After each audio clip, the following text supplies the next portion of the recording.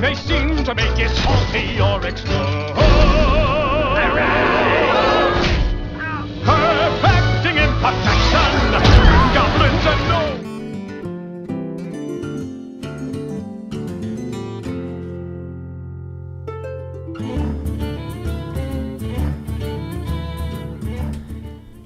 Hey everybody, Zarkazm here, and welcome back to Hearthstone Goblins versus Gnomes.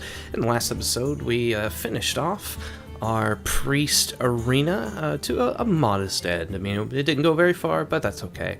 We did get to see a lot of new mechanics and a lot of new cards that Goblins versus Gnomes has introduced since its release. But today we're going to be exploring quickly, if possible, something not really new, but something that's been slightly revived. However, it is still not very good. And let me just open up the collection, and I'll show you what I'm talking about. So if we switch to the classic set, just so we're looking at the normal cards, today we're going to be talking about the pirates. Now, as you can see, there really aren't that many pirates. In fact, there's only one page worth of pirates, actually. And you've got, I mean, some of these cards are very situational, such as Bloodsoaked Corsair, removing a durability from your weapon. I mean, I could see that as being good against a hunter, or maybe even against, maybe against rogue. Definitely good against warrior in the case of, you know, getting rid of the, oh, I forgot what his goofy weapon's called. Where is warrior? Will you please? Gorehowl? Gorehowl, yes, that's what I was thinking of. Good for getting rid of that Gorehowl, you know, it's only got one durability anyway. Sassy Deckhand, there are some Miracle Rogues still out there that do kind of involve the Sassy Deckhand. I mean, even Firebat in the BlizzCon World Championship tournament last year, that was his Miracle Rogue. And I think he's credited for kind of coining that using Sassy Deckhand. But nowadays you really don't see Miracle Rogue anymore. It's mostly the Violent Teacher rogues that you see. Bloodsail Raider, pretty good in any deck. I shouldn't say pretty good. Decent in any deck that uses a weapon. Just for the instant attack buff. The health, not so much. Gotta have a way to protect it, or gotta have a way to buff that health. Otherwise, it's gonna get taken out as soon as it hits the board. You know, you might think, like on a paladin, you got a true silver champion out. Bam, you got a 6/3. But it can just as easily be killed. Sassy Captain, 1/1 to pirates. I mean, if you've got a lot of pirates on the field, sure, but again, not very many pirates. Dread Corsair, basically that Iron Fur Grizzly Taunt Bear with a reduced cost to your weapon, which this is really better for warriors. I mean, you can, with a warrior, you're usually guaranteed to get this out for free. I mean, really, if you've got, especially the axe that was introduced in Naxxramas, you're definitely guaranteed to get that out for free. And then finally, Captain Greenskin, probably one of the legendaries that you really just don't go for because it's not that good. A 5/4 for 5, it's not brilliant. And give your weapon 1/1. I mean, you'd be better off using Upgrade than this, honestly. Now, let's take a look also at, I think it's not promo. Here it is. It's reward.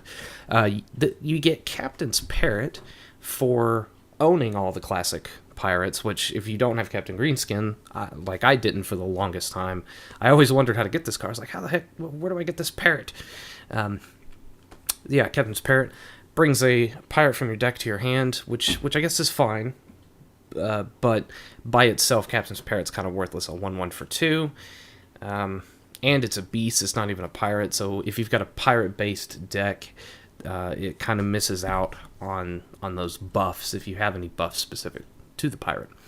Now, let's take a look at Goblins versus Gnomes, because it did add a couple more, couple pirates, and then added a card that makes pirate decks possible.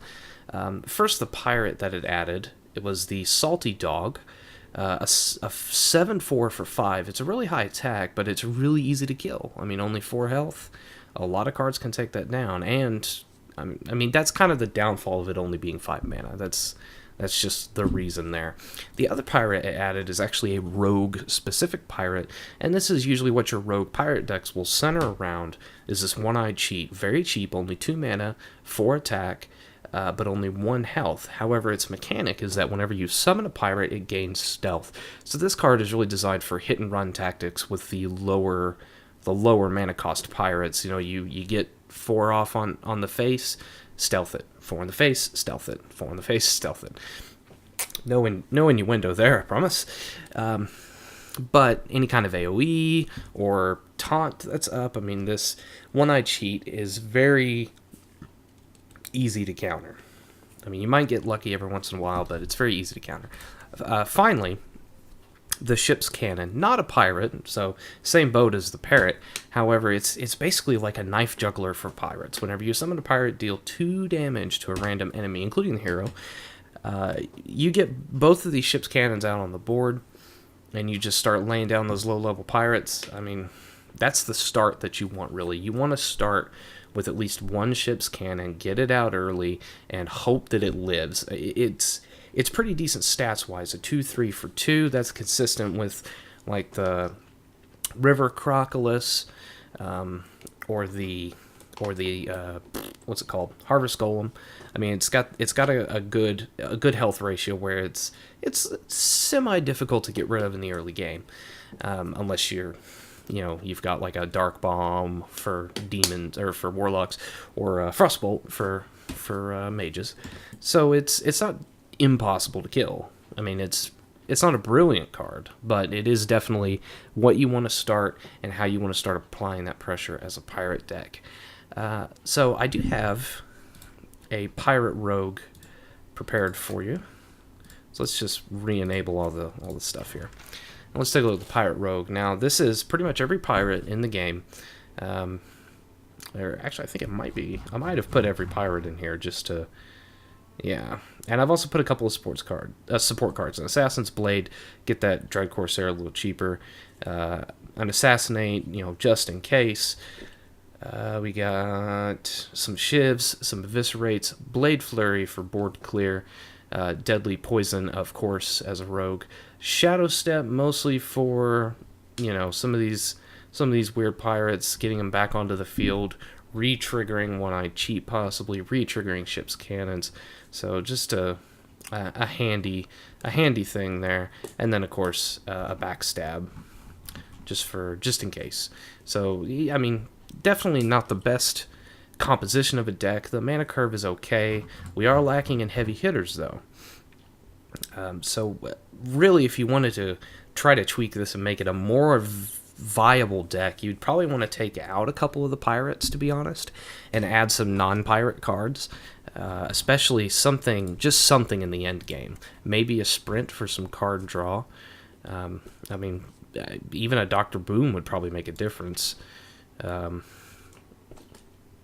mean, anything. It doesn't even have to be a legendary. It could be any of these giants that you can get. Could be Kel'Thuzad. I mean, come on. Actually, Kel'Thuzad would not be bad. Because of the low cost and just how easy you can get these minions back on the field. And I wonder if that triggers ship's cannon whenever you summon. It probably doesn't. So definitely could use some work. Let's take it in to a casual game, because I don't want to mess up my ranking. I'm back up to rank 8. I know I mentioned before this was a new record for me, so almost to 7. So let's go to Pirate Rogue. Let's switch to casual, and let's just get into a game. Now, I will be honest, I have actually recorded this 3 times. This will be the 3rd. The second time, my microphone was muted. The first time it ended up being like an hour long, because I was actually showing not only a Pirate Rogue, but also some other different ways of doing a pirate deck with a warrior and a paladin, because it is possible. The only rogue-specific pirate is that one-eyed cheat, and if you don't rely on that mechanic, there's so many other things you can do, support-wise. Now, we got a ship's cannon, perfect. We got a captain's pirate, which isn't bad, so we can get a pirate into our hand. Bloodsail Corsair, since we're going up against a shaman, he might have an early weapon of some kind, so I'm actually going to keep it. I can also trigger that ship's cannon if I need to. Ah, okay, good. So I'm not going to do anything. Thank you. Oops, I didn't mean to thank him. I hit greetings. That's what I meant to hit. Powering up. Portals online. Alright, so he's got a 2-3 on the board, but I can get a 2-3. The only problem is... Greetings,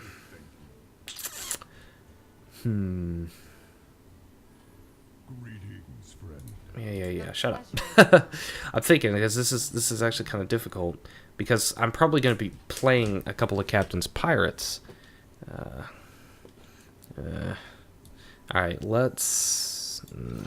I don't like this decision, but we'll see where it goes, because he's... Was a mistake. Yeah, I bet it was. He's probably going to play like a totem, buff his mech, so we can kill that. Oh. Is that all? So we got like a mech Murloc here, which is interesting. It's probably centered around Bloodlust, I'd imagine.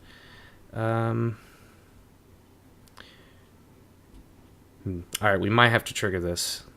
Okay. Hope it hits the Mech Warper. Hit the Mech Warper.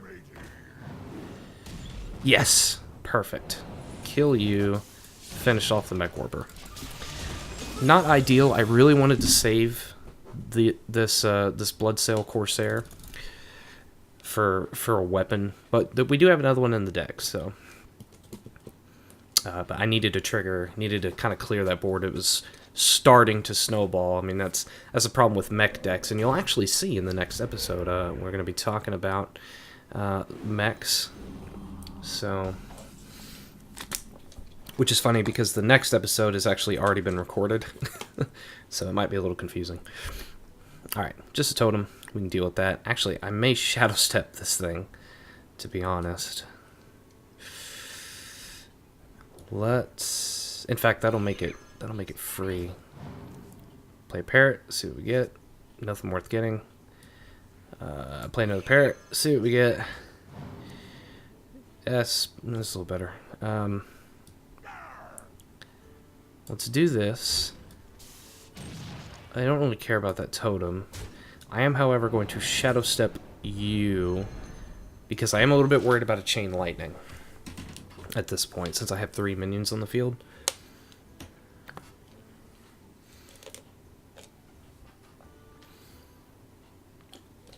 Albeit 3 weak minions. Sorry about that. Taking a drink of water.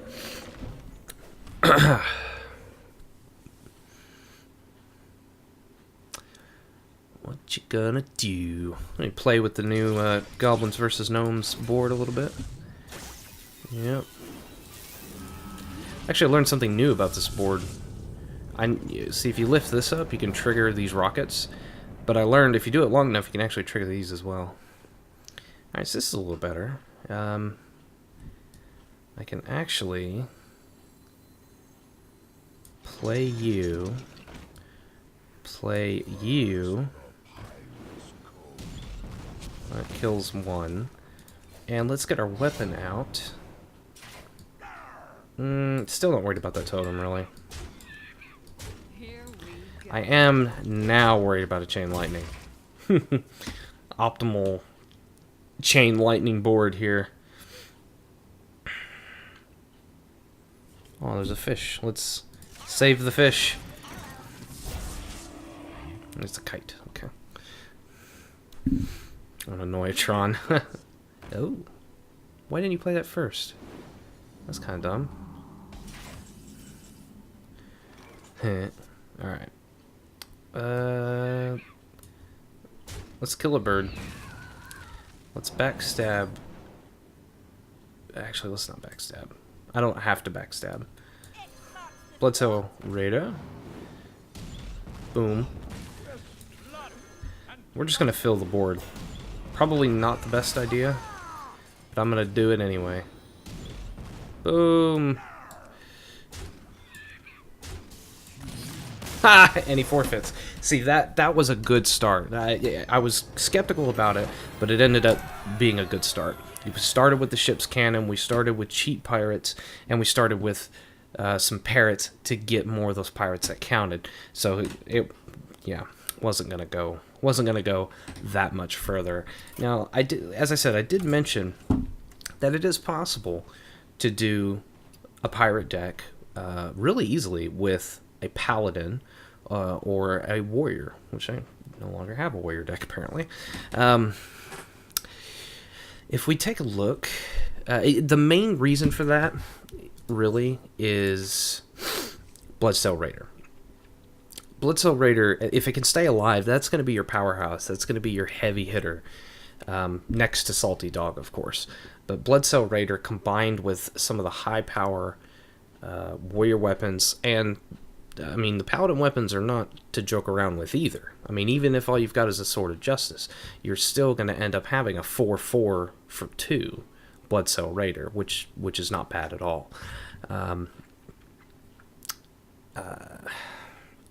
that's the thing, is that the rogue pirate specifically is dependent on, well, it's not really dependent, but the only reason why you would have to use a rogue for a true pirate deck, if you will, is because of this one-eye cheat. But as you saw there, I mean, we hadn't even drawn the one-eye cheat yet. And it is in this deck, don't get me wrong. It is...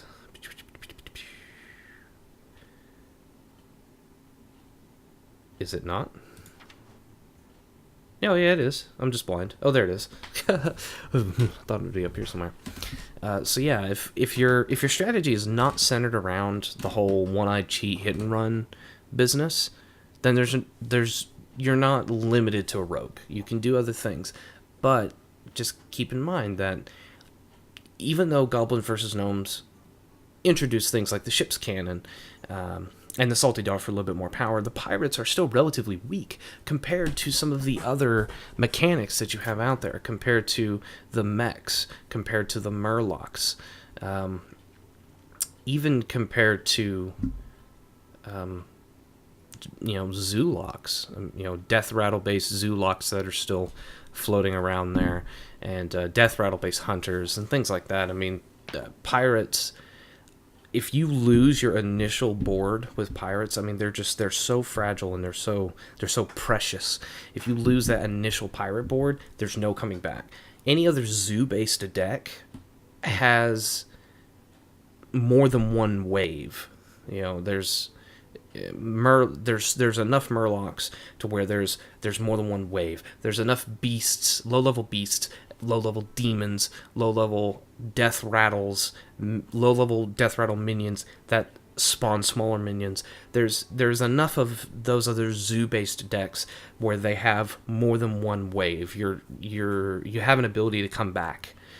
Pirates, you don't. Once that first wave is gone, once your initial board is wiped, like if that shaman would have had a chain lightning, I'd have been screwed.